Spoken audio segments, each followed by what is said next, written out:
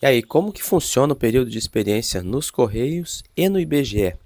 Eu já fui funcionário dos Correios por um bom tempo e também já fui servidor público do IBGE por um bom tempo também. 7 anos nos Correios, 10 anos praticamente no IBGE. E eu posso afirmar que há muitas diferenças. Um é seletista, outro é estatutário. Mas não para por aí. Fica comigo até o final do vídeo que eu vou te contar como foi meu período de experiência nos Correios e também no IBGE. Bora pro vídeo. Shall we begin?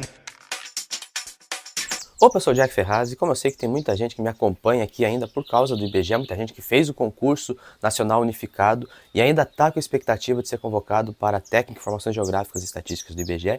E como sei também que tem muita gente que também me acompanha por causa do concurso dos Correios, onde eu trabalhei por 7 anos como agente de Correios comercial, atuando nas funções de gerente de agência, também trabalhei como carteiro um tempo.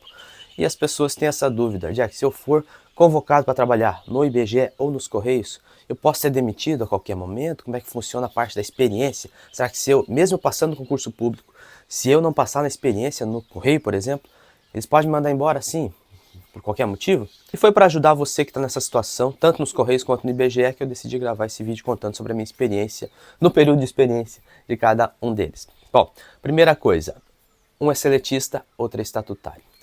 O que é a diferença, Jack? Basicamente, um assina carteira, recolhe FGTS e não tem estabilidade, CLT, e outro é estatutário, não tem carteira assinada e é apenas regido por uma lei e também não tem fundo de garantia, né? Aquela questão de recolher 8% do salário todo mês.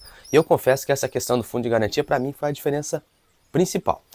Porque quando eu trabalhava nos Correios, me dava uma pena eu ver todo mês 8% do salário indo para a FGTS. Sei que tem gente que concorda com a FGTS, outros nem tanto. Eu particularmente não concordo, porque se eu pegasse aqueles 8% e investisse no investimento mais conservador de todos, eu ainda ganharia muito mais do que o governo recolher para mim na fonte e colocar na caixinha do fundo de garantia.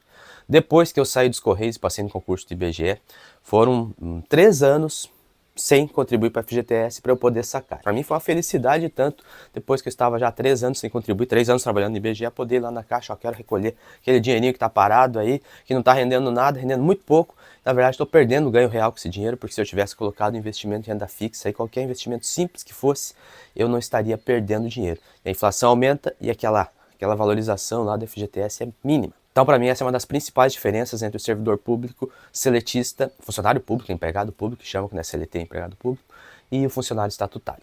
E agora teve aquela decisão da STF, né, vocês devem estar acompanhando aí, que os órgãos estatutários podem contratar pelo regime seletista. Algo que para mim é um retrocesso, né? E acho que a maioria de vocês concorda comigo, porque antes você era regido pela Lei 8.112, por exemplo, todos até agora são os funcionários públicos federais da administração direta, autarquias e fundações, são regidos pela Lei 8.112. E para você ser dispensado pela Lei 8.112, só se você passe por um PAD, um processo administrativo disciplinar, que vai culminar na demissão e tem que ser por um motivo muito sério, uma decisão judicial transitada em julgado. Já nos Correios não acontece isso. É claro que é muito raro, Correio ou qualquer empresa seletista, né? É muito raro que você seja dispensado se você for um empregado público. A menos que você faça uma coisa muito errada. Eu já falei várias vezes aqui nesse canal que eu só vi uma pessoa ser dispensada os 7 anos que eu trabalhei nos Correios porque ela cometeu um crime contra a administração pública. Em outras situações, nunca vi ninguém ser demitido por dar cá aquela palha, entendeu? Período de experiência, eu não posso falar para você assim que foi mil maravilhas nos Correios. Para mim não foi. Pode ser que outras pessoas tiveram experiências melhores, mas para mim foi bem complicado. Funcionava basicamente igual a iniciativa privada, né? Você tem aqueles 45 dias, depois prorroga por mais 45 o contrato, depois o contrato por prazo indeterminado. Pelo menos quando eu entrei, muito tempo atrás, foi assim. Pode ser que tenha mudado, pode ser, mas eu estou contando aqui a minha experiência. Nesse período que eu estava, no período de experiência nos Correios, depois que eu tinha sido convocado, tinha feito treinamento, tudo, fui para a agência trabalhar e eu ficava sob pressão o tempo todo. Eu vivia sob pressão, porque o meu chefe ficava em cima, ficava olhando, ele dizia muitas vezes assim que não sabia se eu tinha perfil para trabalhar nos Correios, eu interpretava isso, ó, vai terminar o período de experiência, o cara vai me mandar embora, não vai prorrogar o contrato não. Então foi uma situação bem difícil.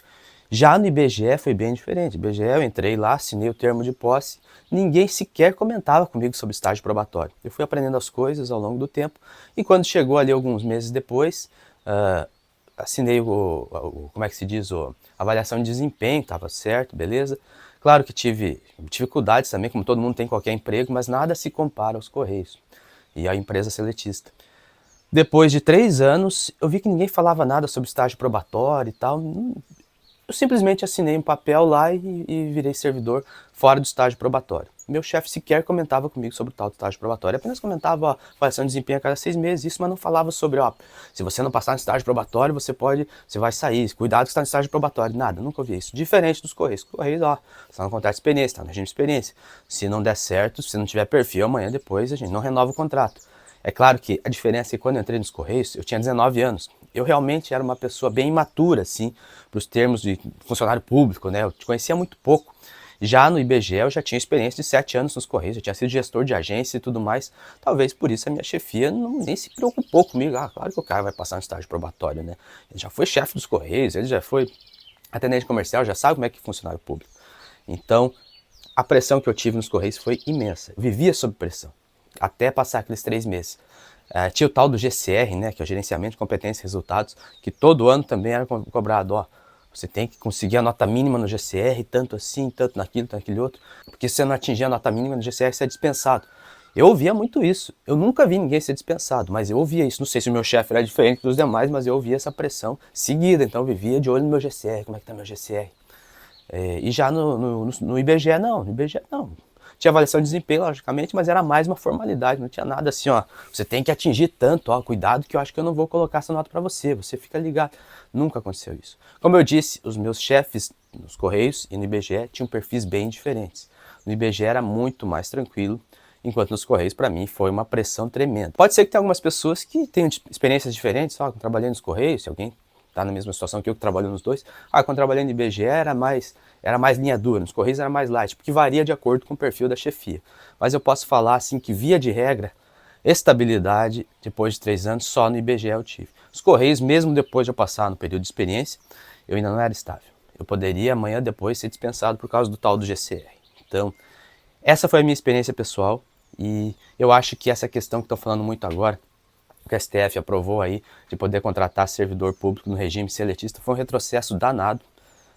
Mas a gente está aguardando os próximos capítulos, eu nem estou comentando muito sobre esse assunto, porque eu sei que tem muita água para rolar ainda, e já estão falando bastante, eu não quero ser apenas mais um falando mais do mesmo. Eu vou falar a minha experiência aqui, para que vocês possam ter uma visão diferente de alguém que atuou tanto no serviço público como seletista, como estatutário. Eu digo para você, não há comparação. Seletista é bem mais complicado. Sem falar da FGTS, como eu disse, né? A FGTS, para mim, é um roubo institucionalizado. Me perdoem quem acha diferente, mas eu tenho experiência de muitos anos para falar isso. Para mim foi um alívio quando eu pude tirar os 8% ali e sacar da conta e aplicar no investimento que rendeu muito mais. Então, para a pessoa que tem uma noção mínima de investimento, FGTS é furada. Essa é a minha opinião. Se você tem uma opinião diferente, comenta aí. Estou aberto a ouvir os lados de todo mundo. E lembrando que o concurso dos Correios já tem a data marcada, vai ser dia 15 de dezembro a prova. E se você não está estudando ainda, se você se inscreveu, mas não está estudando, meu amigo, você vai perder tempo fazendo a prova. Nem faça a prova se não está estudando. Eu recomendo que você dê uma olhada aqui no link da descrição, Projeto Correios, que ainda está com um cupom de desconto. Clica aí, porque antes você comece tarde do que você não comece. Se você for fazer a prova sem estudar, a sua chance é quase zero de ser aprovado. Se você for fazer a prova estudando, mesmo começando agora, as chances aumentam muito.